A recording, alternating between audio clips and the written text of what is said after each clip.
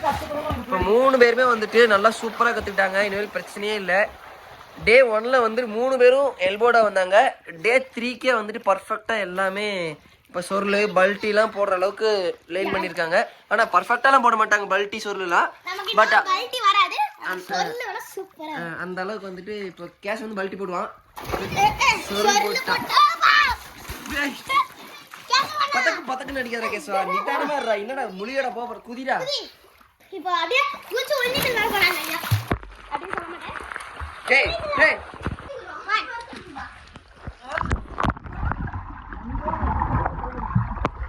டேய் மம்டி ஏங்கடா கிட்ட வந்த?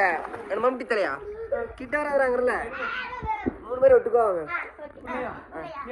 அப்படியே இல்லைங்க, அப்படியே இல்லை. முழுகி மட்டும் கிட்டே வர வேண்டாம். அப்படியே முழுங்க. அவ்வளோ போதும். நான் எடுத்துக்கிறேன்.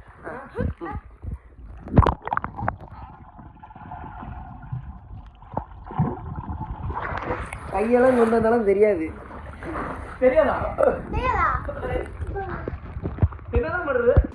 இப்போ வந்து கேசவம் வந்து பல்ட்டி போடுவோம். பல்ட்டி போடு சாமி. எப்படி தான் சொருள் போடுவா?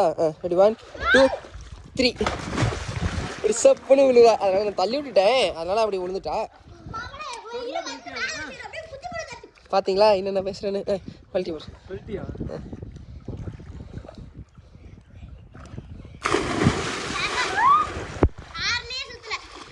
போட போட கற்றுக்குவான். சரி பா பா WWE விளையாடலாம். வா ரெஸ்லிங் விளையாடலாம். வா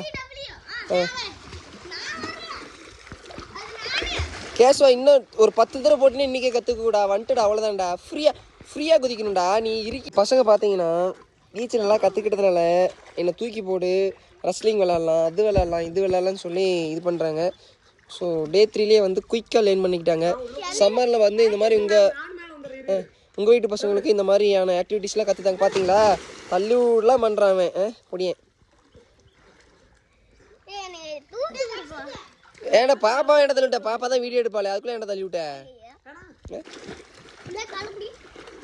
பார்த்தீங்களா? நேற்று இவனுக்கு கை காலை கொடுத்து இவனை காப்பாற்றிட்டு இருந்தோம். இன்றைக்கி அவங்க அக்காவை வந்து கால் கொடுத்து காப்பாற்றுறானாமா.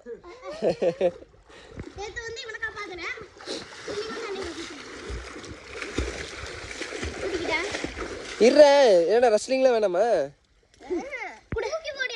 அதானே தூக்கி போறேன்டா. இப்படி பிடிச்சிக்கோ. ஓங்கி தூக்கி போடுறதா?